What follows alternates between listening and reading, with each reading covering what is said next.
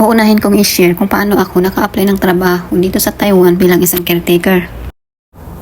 Nag-book-in ako ng agency dahil hindi naman ganun kadami yung mga requirements dati nung ako ay nag-apply. Bali, personal na documents ko lang po yung mga tinatanong doon. So, na-provide ko naman lahat yan.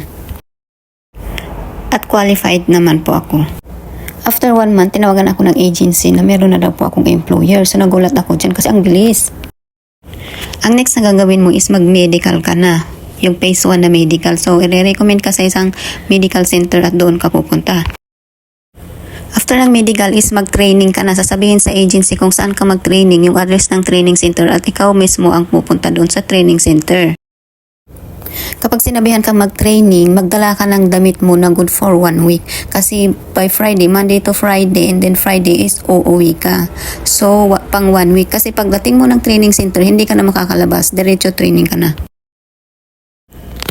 Bago ka pala mag-training, kailangan mong i-check yung kontrata mo, 'di ba? Kung gusto mo yung case ng aalagaan mo or hindi. Pwede kang hindi pumirma kung ayaw mo, maghintay ka ulit ng susunod na employer. Pagkatapos ng 2 weeks training mo is bumalik ka ng agency at sabihin mo tapos na para ibigay mo sa kanila yung records mo sa training center. Pagkatapos ng training is maghintay ulit kayo ng panibagong tawag para sa visa application. Mag-fill up kayo ng form sa agency. Marami kayong mag-fill up dyan kasi sabay-sabay yung mga factory at caretaker mag-fill up ng visa, working visa.